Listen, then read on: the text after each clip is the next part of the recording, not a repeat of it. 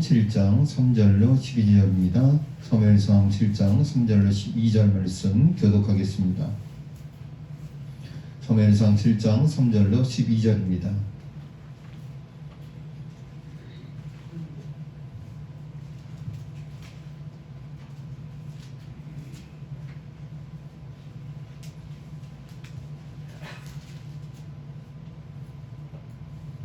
사무엘상 7장 3절로 12절입니다.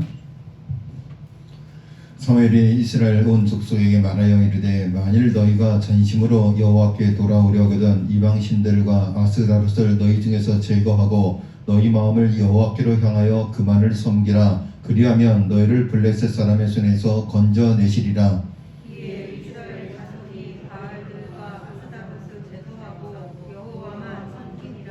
사무엘이 이르되 온 이스라엘은 미스바로 모이라. 내가 너희를 위하여 여호와께 기도하리라 하매 그들이 미스바에 모여 물을 길어 여호와 앞에 붓고 그날 종일 금식하고 거기에서 이르되 우리가 여호와께 범죄하였나이다 하니라. 사무엘이 미스바에서 이스라엘 자손을 다스리니라.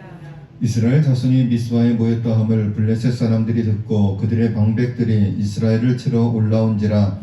이스라엘 자손들이 듣고 블레셋 사람들을 두려워하여 이스라엘 자손이 사무엘에게 이르되 당신은 우리를 위하여 우리 하나님 여호와께 쉬지 말고 부르짖어 우리를 블레셋 사람들의 손에서 구원하시게 하소서 하니 사무엘이 젖먹는 어린 양 하나를 가져다가 온전한 번제를 여호와께 드리고 이스라엘을 위하여 여호와께 부르짖음에 여호와께서 응답하셨더라.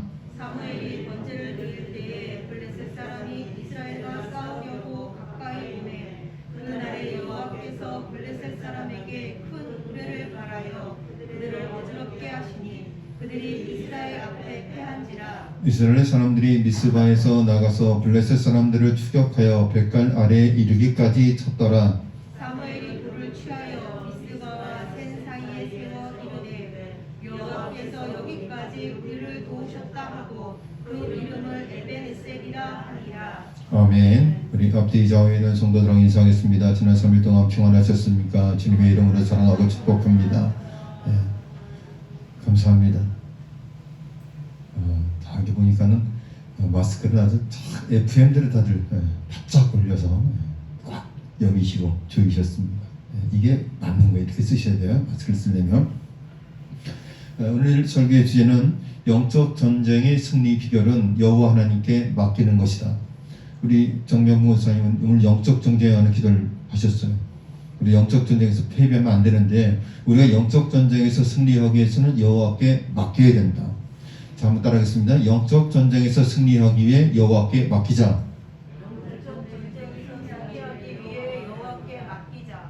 영적 전쟁에서 승리하기 위하여 여호와께 맡기자. 이것이 오늘 설교의 가장 핵심적인 이야기입니다.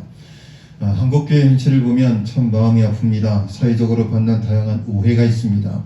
교회에 대한 잘못된 시각도 있습니다. 기독교를 향한 편파적인 보도에 억울한 마음도 들어갑니다.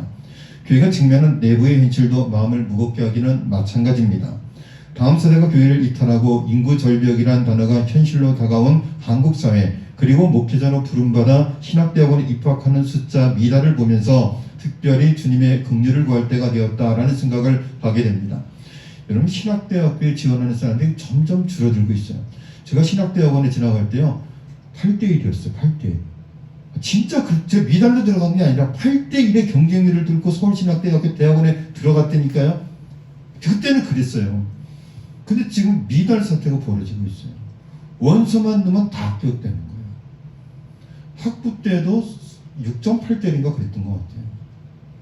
근데 지금 신학교에 지원하는 사람이 없어요. 편파 보도, 다양한 오해들, 편견들, 그런 것들 가운데 한국교회가 많은 어려운 가운데 빠져 있습니다. 모두가 위기라고 하는 한국교회 상황입니다. 기독교 역사를 보면 한 시대 부흥을 체험한 후에 무너진 교회가 다시 일어난 예는 찾아보기가 힘듭니다. 다 부흥을 했어요. 그러다가 고꾸라졌어요. 무너졌어요. 그리고 다시 치고 올라가기가 굉장히 어렵다는 거예요. 지금 한국교회가 그런 상황이잖아요. 70년대, 80년대는 십자가만 꽂아놓으면 천막만 치면 기본 200명 모였다 그랬어요. 그렇게 교회가 놀랍게 부흥을 했습니다. 여러분, 지금은 어떻습니까? 수없이 많은 교회들이 문을 닫고 있습니다. 교회 부흥이 거의 이루어지지 않고 있습니다. 새신자들도 대부분 수평 이동하는 것이지 여러분 생고구마가 복음을 받아들여서 예수 믿고 구원받고 교회 일꾼 되는 일이 거의 드문 그런 시대를 살아가게 되었습니다. 부흥하고 추락한 한국교회가 다시 일어나는 거 쉽지 않습니다. 그러므로 한국교회는 위기의식을 가지고 깨어있어야 할 때입니다.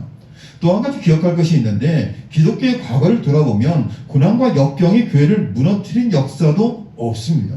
여러분 기독교 역사 가운데 핍박과 고난과 역경이 없었던 때는 단 한 번도 없었어요. 많은 핍박과 고난이 있었어요. 그럼에도 불구하고 교회는 무너지지 않았다. 기독교는 결코 무너지지 않았다. 초대교회 핍박과 중세의 고난을 뚫고 개신교는 부흥의 꽃을 피웠습니다.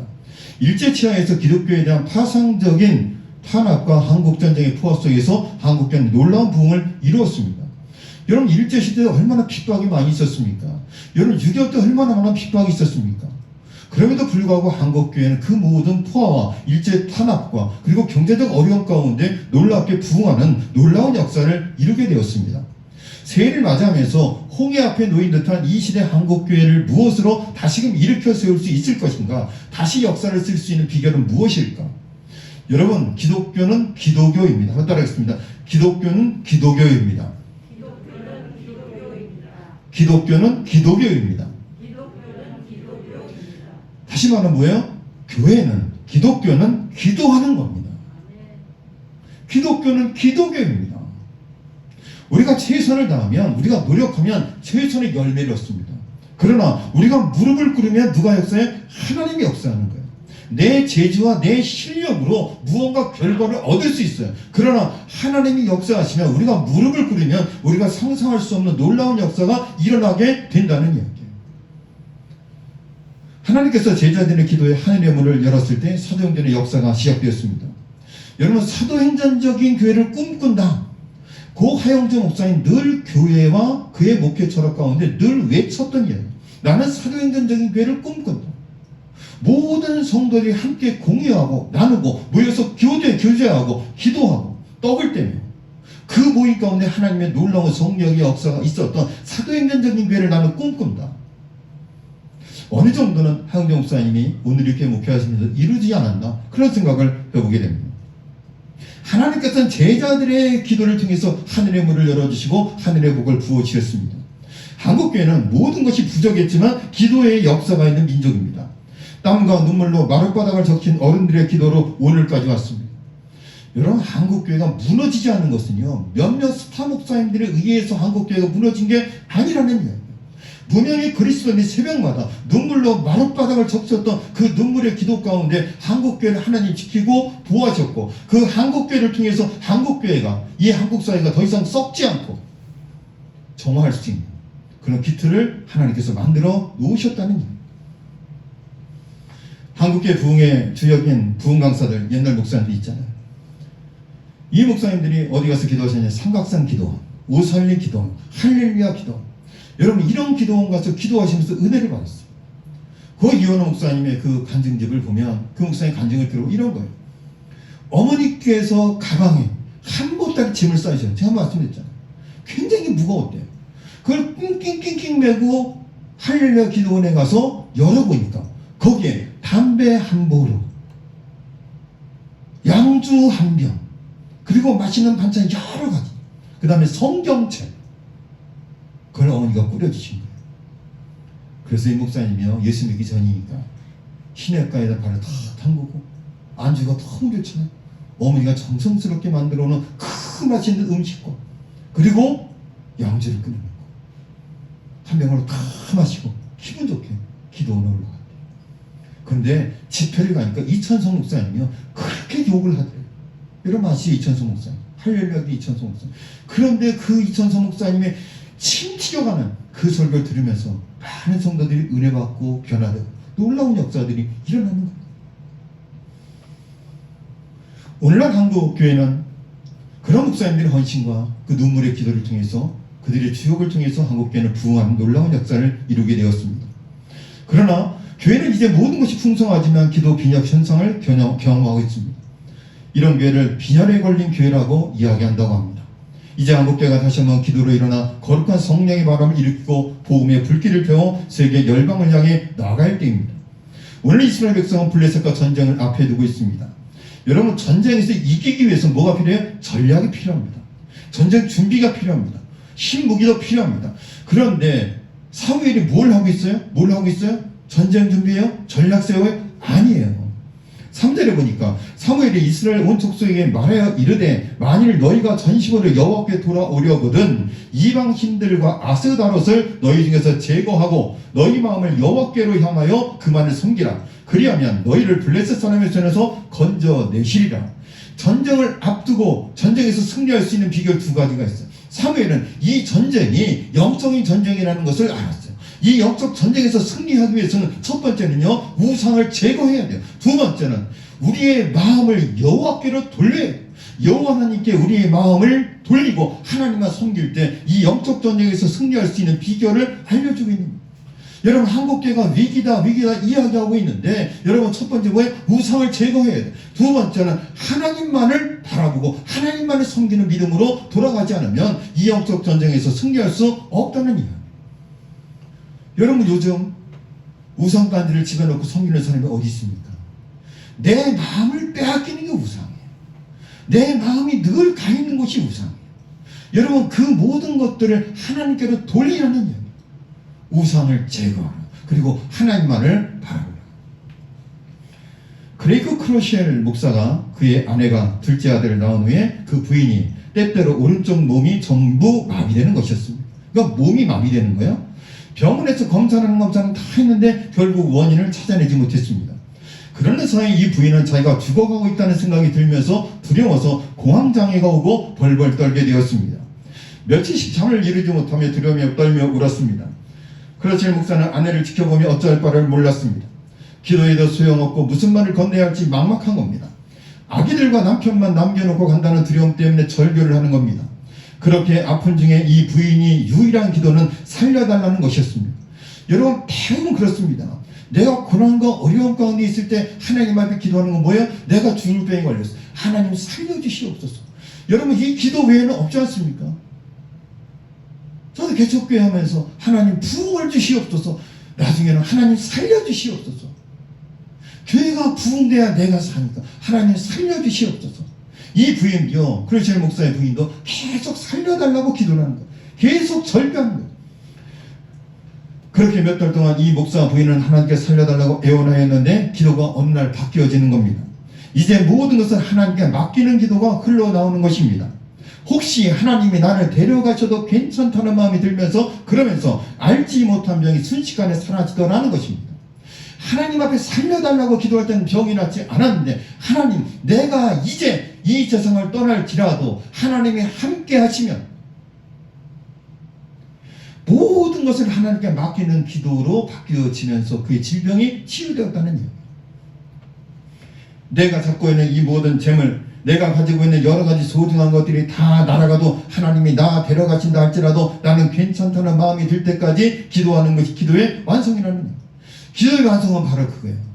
하나님, 내 생명 거두어가도, 내 재물 거두어가도, 내가 소중히 여기는 모든 것들이 다 사라진다 해도 그럼에도 불구하고 나는 하나님을 찬양하고 하나님을 사랑합니다. 여러분, 여기까지 가는 것이 기도의 완성이라는 거예요. 여러분, 이 기도가 결코 쉽지 않은 기도입니다. 내 재물과 내 건강과 내 모든 것들은 하나님이 거두어 가신다 할지라도, 내 생명이 내일 다한다 할지라도 나는 여전히 하나님을 사랑하고 하나님의 영광을 위하여 살겠습니다. 내 모든 것 주님께 맡깁니다. 그것이 진정한 기도의 완성이라고 이야기합니다. 저는 우리 신학교의 모든 성도들이 여기에까지 기도의 소원이 이루어질 수 있기를 간절히 축원합니다. 내가 소중히 여기는 모든 것 다 사라져도 그럼에도 불구하고 하나님, 주님을 찬양합니다. 주신 자도 여호와시요 취하신 자도 여호와시니 주 여호와의 이름을 찬송하지. 여러분, 욥이 이렇게 찬양하잖아요. 내 자녀, 내 건강, 내 물질 하나님이 부어주셨는데 다 걷어갔잖아요. 주신 자도 하나님이시오 걷어가신 자도 하나님이시. 난 하나님을 찬송할지로다. 그런데 이스라엘의 문제가 무엇인가 하면 하나님의 백성이란 이름으로 법궤를 신을 모시도 모셨지만 하나님과 아무런 관계없이 영적으로 죽은 사람들이었습니다. 하나님을 예배의 대상이 아니라 자신들의 소원을 들어주는 하나의 우상 같은 존재로 전락시켜버린 거예요. 그러니까는 법궤라는 것이 무언가 우리의 소원을 들어줄 수 있는 힘적인 능력이 있는 존재라고 생각하는 거예요. 그러니까 하나님은요, 내가 원하고 바라는 것을 들어주는 마술 램프와 같은 존재라는 거예요. 여러분, 이건 우상이에요. 하나님께서 내가 바라는 건강도, 물질도, 자녀의 축복도, 장수의 복도, 소위 말하면 목회자들은 교회의 부흥도, 입시 양명도, 여러분, 내가 바라고 원하는 것을 다 들어주는 사람이 하나님이 아니라는 이야기. 그런데 이스라엘 백성들은 하나님을 그런 존재로 전락시켰다는 이야기. 우상 같은 존재로 전락시켰습니다. 사무엘은 문제의 핵심을 보았습니다. 사무엘은 먼저 이스라엘 백성에게 간절한 회개를 촉구합니다. 하나님의 은혜를 체험하기 원하는가? 그렇다면 우상을 제거하라. 전심으로 하나님만 섬겨라. 영적 전쟁에서 승리하기 위해서는 오직 하나님만을 섬기고 우상을 제거하라. 우리 모두 시독교회 성도들의 삶 가운데 최우선순위가 여호와 하나님께 영광을 올려드리는 것이 저와 여러분의 인생의 최우선순위가 될 수 있기를 주의 이름으로 간절히 축원합니다. 너무나 사소한 것 때문에 예배를 내려놓은 사람들이 많이 있죠. 드라마 때문에, 영화 때문에, 인간관계 때문에. 여러분, 이런 것들 때문에 예배를 포기하는 사람도 얼마나 많이 있어요. 소위 말하는 귀차니즘이에요. 제가 머리를 이렇게 하러 갔는데 그 머리 해주시는 분이요, 집사직분을 받았더라고요. 근데 이분이 하는 얘기 그런 거예요. 이제는 영상 예배가 좋다는 거예요. 교회 가는 것보다 영상 예배가 좋대요. 뭐가 좋습니까? 그랬더니 얘가, 목사님, 화장을 안 해도 된다는 거예요. 집에서 예배 드리니까. 시간의 제약이 없다는 거예요. 너무 편하다는 거예요. 집에서 편한 옷차림으로 예배 드리고 헌금은 온라인으로 계좌이체로 보내는 거예요. 할렐루야. 너무너무 편하잖아요. 그렇잖아요. 우리 권사님들 교회 나오려면 새벽부터 목욕하고 머리 감고 연지곤지 바르고 찍어 바르고 변장하고. 마스크 쓰니까 권사님 화장 안 한 것 같은데 진짜. 이제 그게 편하대요. 코로나가 끝나도 영상 예배가 계속됐으면 좋겠다. 온라인 예배가 계속되면 좋겠다. 오늘날 바알과 같은 눈에 보이는 우상을 섬기는 사람은 없습니다. 하루 종일 내 생각과 마음을 사로잡는 것이 무엇입니까? 성경은 신자의 인생 목적이 하나님의 영광을 구하고 하나님이 기뻐하는 것이라고 이야기합니다. 그러니까 신자는, 우리 성도들은 하나님의 영광을 구하고 하나님을 기뻐하는 것이 우리 성도들이 존재하는 이유가 되는 거예요. 여러분들이 성도로서 왜 존재합니까? 하나님의 영광을 구하는 거예요. 그리고 하나님을 기뻐하는 거예요. 그것이 성도의 존재 이유고 목적이 되는 거예요. 하나님이 우리를 완전히 지배하지 않으면 다른 무엇으로 우리를 채우려 합니다.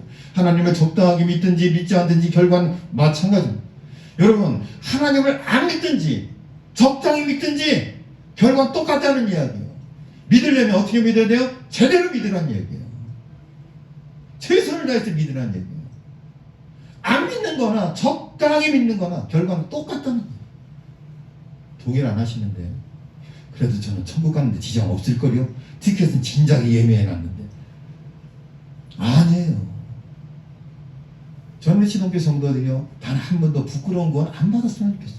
간당간당. 결국 하나님을 온전히 믿지 않기 때문에 내 삶의 목적에서 일탈되는 겁니다. 사무엘은 그것들 다 버리고 그 마음을 하나님께로 돌이키라고 촉구합니다. 이스라엘 백성들이 하나님 앞에 회개하며 나아갈 때 하늘의 문이 열렸습니다. 하나님은 회개하는 자에게 언제나 자비로 다가오십니다. 회개의 거룩한 바람이 부는 것에 진정한 부흥이 있습니다.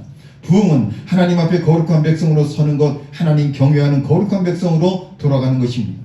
회개가 우리 잘못을 돌아보며 주님 앞에 고백하는 것이라고 한다면, 기도는 하나님이 행하실 일을 바라보며 나아가는 거예요. 여러분, 회개하며 기도하며 나아갈 수 있기를 바랍니다. 기도가 차올라야 하나님의 응답이라는 배가 출항이 가능합니다. 참 정말 멋진 것 같아요. 기도가 차올라야지 배가 출항을 하는 거예요. 기도의 물이 차올라야지 배가 떠서 출항하는 거예요. 회개의 무릎을 꿇은 이스라엘 백성들에게 사무엘이 명령합니다. 사무엘이 이르되 온 이스라엘은 미스바로 모이라. 내가 너희를 위하여 여호와께 기도하리라. 누가 기도의 자리로 나아갔습니까? 이스라엘 민족 모든 사람들이 기도의 자리로 나아갔습니다. 민족의 영적 각성이 시작되는 순간입니다. 기도라는 것은 바람과 같습니다. 햇살에 비틀 때 건초를 말리는 것처럼 모두가 영적으로 일어날 때 함께 나아가야 됩니다. 온 이스라엘 백성이 미스바에 모였습니다. 그들이 하나님 앞에 어떻게 나아가는지 보십시오. 6절을 보니까 그들이 미스바에 모여 물을 길어 여호와 앞에 붓고 그날 종일 금식하고 거기에서 이르되 우리가 여호와께 범죄하였나이다 하니라.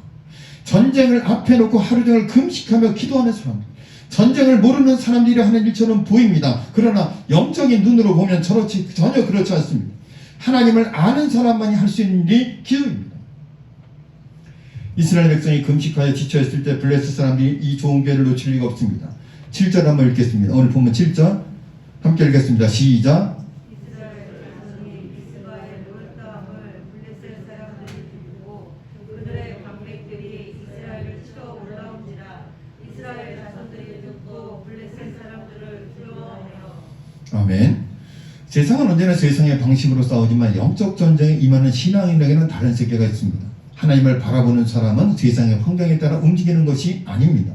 하나님께 물어보는 질문이 있습니다. 하나님이 기뻐하시는 것이 무엇입니까? 여러분, 우리 믿는 사람들은요, 세상의 환경에 따라 움직이지 않아요. 환경이 나빠지면 멀어지고 환경이 좋아지면 다가오고 환경 유무에 상관없이 항상 변함없이 믿음의 길을 걸어가는 사람이 진정한 성도라는 이야기. 코로나19의 팬데믹 가운데 얼마나 많은 사람들이 떨어져 나갔습니까? 얼마나 많은 사람들이 교회를 떠나갔습니까?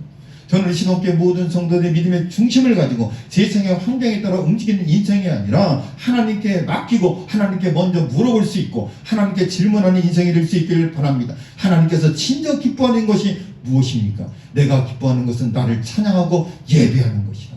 하나님 무엇을 기뻐하겠습니까? 영혼을 구원하는 것입니다. 하나님을 찬양하는 것이고 하나님을 기뻐하는 것이고 하나님의 영광을 위하여 사는 것입니다. 이스라엘 백성들이 하늘을 향해 금식하며 부르짖었을 때 하나님이 이렇게 응답하십니다. 어떻게 응답하십니까? 9절에 보니까 우리 9절 함께 읽겠습니다. 시작. 사무엘이 전 먹는 어린 양 하나를 가져다가 온전한 번제를 여호와께 드리고 이스라엘을 위하여 여호와께 부르짖음에 여호와께서 응답하셨더라. 여호와께서 응답하셨더라. 정말 보석 같은 말씀. 여호와께서 응답하셨더라. 우리 모든 믿음의 성도들이 하나님 앞에 부르짖어 기도할 때 여호와 하나님께서 그 기도에 응답하셨더라. 그 응답의 역사가 저와 여러분의 삶 가운데 넘쳐날 수 있기를 바랍니다. 하나님께서는 이렇게 하나님 앞에 무릎 꿇어 기도하는 한 사람을 찾고 계십니다. 하나님이 어떻게 응답하십니까? 하늘의 문이 열리기 시작합니다. 10절입니다. 우리 10절 함께 읽겠습니다. 시작. 사무엘이 번제를 드릴 때에 블레셋 사람이 이스라엘과 싸우려고 가까이 오매 그날에 여호와께서 블레셋 사람에게 큰 우레를 발하여 그들을 어지럽게 하시니 그들이 이스라엘 앞에 패한지라. 마른 하늘에 날벼락에 누구에게? 블레셋 사람들에게 하늘의 문을 여시고 우레를 통하여 그들을 어지럽게 하시며 그들을 패배시켰다. 전쟁은 누구에게 속한 거예요? 여호와 하나님께 속한 것이 전쟁이라는. 여러분, 사무엘은 전략을 세우지 않았어요. 무기를 정비하지 않았어요. 먼저 우상을 제거하고 하나님만을 바라보며 부르짖어 기도할 때 하나님께서 하늘의 문을 열어주셨어요. 우리 신혼교회도 한국교회도 우리가 부르짖어 기도하고 회개할 때 하나님께서 하늘의 문을 열어주시고 악한 사탄의 문을 열어주시고 우리 한국교회를 다시 한번 새롭게 회복시켜주는 놀라운 은혜와 역사가 임할 수 있기를 간절히 소망합니다. 기도의 자리가 승리의 출발점이고 무릎을 꿇는 자리가 결승점에서의 승리의 비결입니다. 기도의 자리, 무릎 꿇는 기도, 그것이 승리의 출발점이요 승리의 비결이라고 찰스 스탠리는 이야기했습니다. 모든 전쟁을 무릎으로 싸우라 그러면 매번 이길 것이다. 두 번째, 첫 번째는 하나님 앞에 우리가 부르짖어 기도하면, 두 번째는 모든 전쟁을 무릎으로 싸우면 그러면 매번 이길 것이다. 어느 농부가 노새를 몰고 가다가 그만 구덩이에 빠뜨리고 말았습니다. 구덩이가 얼마나 깊은지 도저히 노새를 꺼낼 수가 없었습니다. 게다가 노새는 이미 노쇠했습니다. 자, 여러분에게 묻겠습니다. 여러분이 노새를 끌고 가다가 노새가 구덩이에 푹 빠졌습니다. 그런데 구덩이가 너무 깊어요. 그리고 노새는 이미 늙었어요. 여러분 같으면 어떻게 하겠습니까? 119 구조대를 부르겠습니까? 아니면 어떻게 해서는 이 노새를 끌고 가겠습니까? 구해내겠습니까? 이 농부는 고민하다가 그 노새를 그냥 구덩이에 묻어주기로 했습니다. 농부는 땀을 뻘뻘 흘리며 흙을 구덩이에 퍼부었습니다. 그런데 구덩이가 다 메워질 때쯤 노새가 불쑥 뛰어나왔습니다. 이게 어떻게 된 일입니까? 깊은 구덩이에 갇혀 있었던 노새가 흙을 막 퍼부었어요. 흙을 막 퍼부니 왜 퍼부었어요? 그 그냥 장사 지내려고 퍼본 거예요. 그냥 퍼봤어.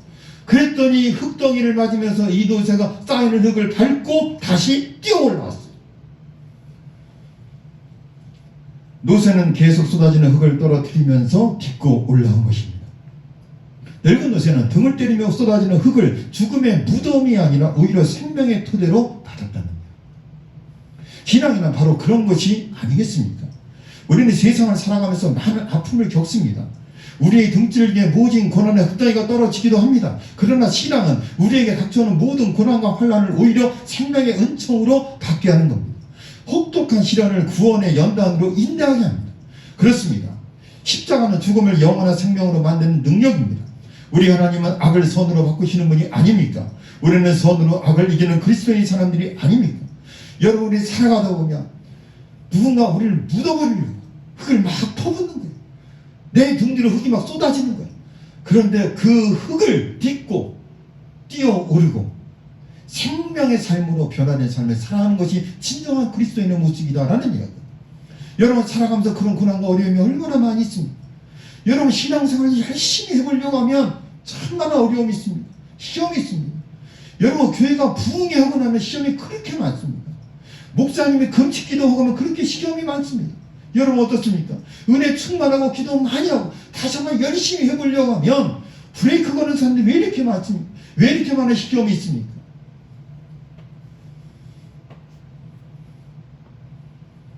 이도새가요, 자기 등 뒤로 쏟아지는 그 흙덩이를 무덤으로 여기지 않았어요. 그 흙을 딛고 일어나서 뛰어올라서 생명을 구했어요. 고난과 연단, 십자가는 죽음을 생명한 영원한 생명으로 만드는 능력입니다. 그 십자가의 능력이 저와 여러분에게 임할 수 있기를 간절히 축원합니다. 땅의 삶 자체가 영적 전쟁입니다. 사무엘 시대나 예수님 때나 영적 전쟁의 승리의 비결도 비밀도 마찬가지입니다. 하나님을 믿고 기도하는 것입니다. 제가 두 가지 말씀드렸어요. 고난과 힘들고 어려울 때 여호와 하나님을 바라보라. 우상을 제거하라. 그리고 여호와 하나님께 부르짖어 기도할 때 하나님께서 우리의 기도를 들어주시고 영적 전쟁에서 위기와 고난의 때 우리를 건져주시고 승리케 하실 줄 믿기를 바랍니다. 우리 모든 성도들의 삶 가운데 2022년도 살아가시면서 우리의 등 뒤로 쏟아지는 많은 시련과 고난과 어려움과 핍박이 있을지라도 그것을 딛고 생명으로 이겨나갈 수 있는, 그래서 2022년도에 더욱더 성장하고 성숙하는 믿음의 용사들이 되시기를 주님의 이름으로 간절히 축원합니다. 사랑과 은혜가 많으신 하나님 아버지, 하늘문을 여시고 우리의 기도를 들어주시옵소서. 우상을 제거하고 여호와 하나님만을 바라보며 핍박과 환난 가운데서도 하나님 앞에 부르짖어 회개하여 기도하여 전쟁에서 승리하였던 이스라엘 백성들처럼 한국교회도 그와 같은 모습으로 승리하게 하여 주시고 우리 시험교회도 2022년도 우상을 제거하고 여호와 하나님만을 바라보며 부르짖어 회개하고 기도하여 우리의 삶에 근원되는 문제들을 해결받는 놀라운 축복의 하나가 될 수 있도록 축복하여 주시옵소서. 이 모든 말씀 예수님의 이름으로 기도드렸습니다. 아멘.